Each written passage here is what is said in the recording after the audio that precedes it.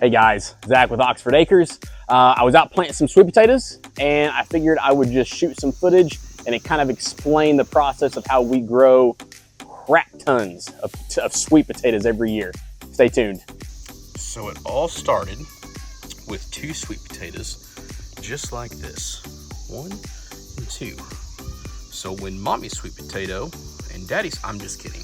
So what you end up having are these little things right here. These are some little just slips kind of growing off. All you do is you just pluck them right off there, stick them in a glass of water to have them root, and there you go. So I'll show you what that kind of looks like here in just a second.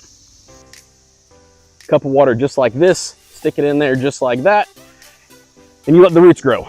So I'll take you over here. Let's walk back to the garden. I will take you over here where we're planting the sweet potatoes and show you what that kind of looks like once they've rooted out. I've got about 27 to 30 plants. Part of them are already planted. So a lot of this is already kind of set out for you guys, but as I was doing this, I figured, why not just shoot some footage and show you guys the process as well. So now we're over here. Now we are over here at the garden. So you can see right back there, that's where I've got my sweet potatoes already planted. Let me switch this out and I will show you what they look like when they're rooted.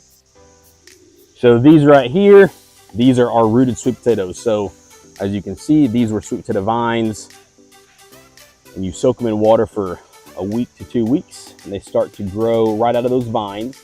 They start to grow all these little roots. It's really cool. So those sweet potatoes, I will also say this. So what we did was last year, we grew, there we go, let's look at that thing in focus. Last year, we ended up growing roughly 250 pounds of these sweet potatoes. Now this is a purple sweet potato. I forget the variety specifically that it is, what the actual name is, but I'll link that. I'll link that in there and where we got those. We actually got them from Azure Standard. Originally, about 2 years ago, we rooted some store-bought. So essentially they're just store-bought sweet potatoes. They were organic. They've never been sprayed. And what I mean by that, so many times like in the store, when you buy potatoes, regular potatoes or sweet potatoes, they spray a non-rooting type agent on there to keep them from getting the sprouts on them and stuff like that. But Azure doesn't do any of that. So we ended up buying them. We ate a bunch of them, we saved a few of them, and we ended up getting all the slips off of them, and we planted those last year, and we got tons. They're coming out our ears. So we harvested them in the fall. This takes about 120 days to 140 days for these guys to grow. So we harvested them last fall. We got some that were the size of footballs. I mean, they were enormous. So with that being said, we took some of those, we overwintered them. They lasted all winter. That's kind of why we ended up growing this variety again, was the storage potential for these.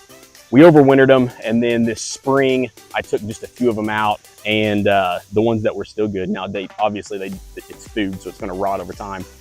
Took a few of the good sweet potatoes out of there and just stuck them in some dirt, stuck them in some soil, and a few weeks later, they started to grow those slips. Picked those off, and you can get dozens and dozens of slips off of just one single plant, or one single sweet potato.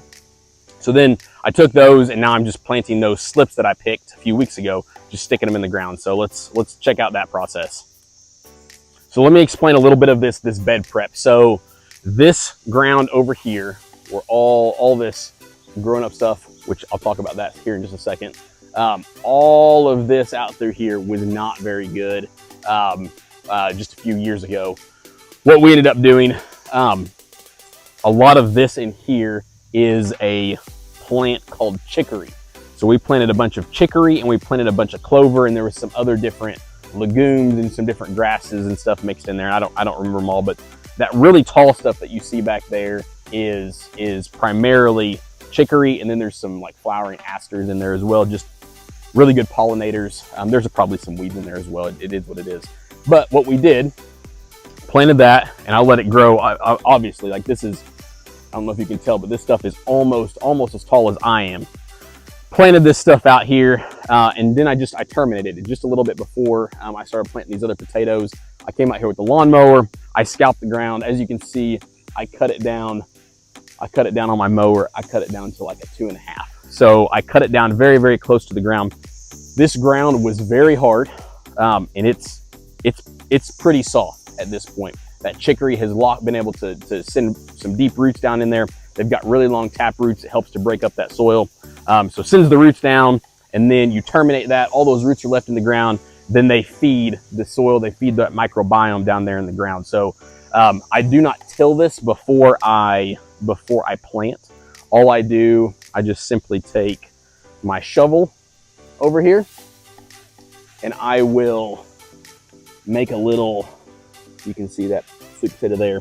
I will just dig a small little hole, and I will, I put a little bit of, we buy a organic feed. It's just some pellets. There's alfalfa meal and different things like that in there. We buy that from Azure Standard as well online. I'll throw a little bit of that down in there, and then I just kind of chop up that one little spot. I don't till all around it. This soil it's good soil, so I don't need to till that. So I'll show you what that looks like, and then all I do is simply just take a little digging shovel, dig a little hole in there, and stick the roots down in. It's very easy. Let's see if I can film this one-handed. So we dig down. I'll just take a scoop kind of like that right there, flip it over, and then all I'm gonna do is just kind of chunk that up, and oh, you're in focus now. So I'll kind of just chop that up right where that clump was, and then I take some of my feed pellets here, take just a handful. I'll sprinkle those in there, and then I will just kind of chop that back up with the shovel again. So all I do, kind of dig down in this little hole, make a little divot, push that down in there ever so gently, and I just take some soil and just kind of fill back in around that. Put some water on there, and good to go.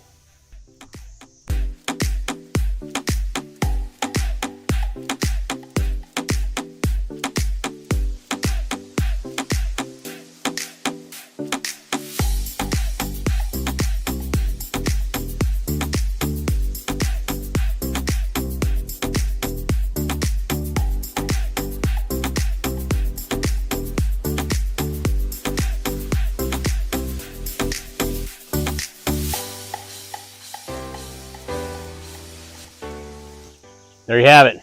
Super simple way to plant some sweet potatoes.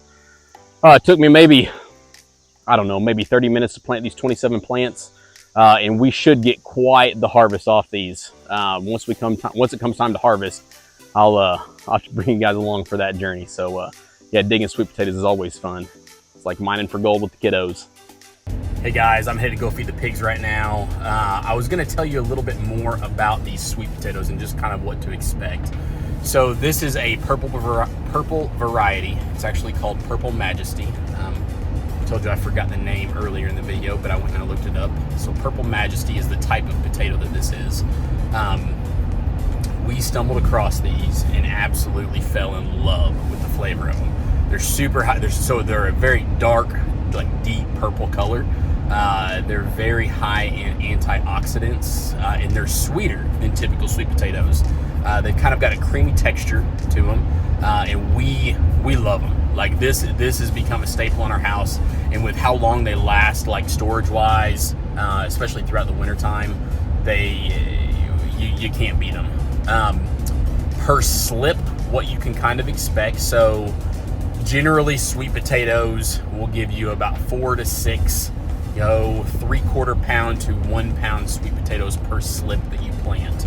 So we found that to be fairly true with this. Part of that depends on how fertile your soil is. Part of that is going to depend on if you have just a really compact clay type soil. Part of that depends on how much topsoil you have, different things like that. Last year when we planted them, we actually planted some in straw bales that we had let just sit all winter long. This is a bumpy road and it's going to be a little bit shaky. Sorry about that. But planted them in straw bales and they did really, really well. We planted them in the ground. They also did really well. This year we're planting them where we had our cover crop, so I'm expecting them again to do just as well with that. But you can expect somewhere around 4 to 6 sweet potatoes per plant. So you start doing the math. I planted 27 sweet potato plants today. You start figuring that out. That's a lot of sweet potatoes. So we will probably plant a few more slips. I gave some slips away to a really good family friend of ours. So again, from 2 sweet potatoes, we got 27 plants so far for ourselves. We also were able to give away, I think we gave away 10 or 12 slips earlier. So yeah, it's something that I think that people should grow, learn to grow. They're very easy to grow and they're delicious. They're nutritious and they keep all winter long. So it's a really good food just to, from a preparedness kind of standpoint, it's a really good food to kind of keep around. Hey guys, it's actually the next day, and I wanted to tell you guys before I put this video up, just kind of what we use as fertilizer. So we do buy some organic, it's just like a fish emulsion, fish fertilizer from Azure Standard. But we've got lots of rabbits, and lots of rabbits produce lots of poop. So we actually use the rabbit manure to fertilize a lot of our crops, a lot of our vegetables. So I came through and I just spread pellets out over this whole little area. Now I'm watering it in, and it's a really good, just slow release fertilizer. You can use it fresh. Rabbit manure, unlike chicken manure, will not burn your plants. So it's really good just to toss it in there and leave it and let it sit. So, but that's it for today's video. If you guys liked it, please like the video. It helps the YouTube algorithm. If you got any questions, feel free to ask. As always, just throw those comments down there. Subscribe to the channel if you have not. We'd really appreciate it. We're trying to grow this platform. We want to teach you guys. So if there are specific things that you want to learn about, or if you have questions just about how we do something here on our farm, feel free to ask, reach out to us. We're always available for those kind of questions. Thanks, guys.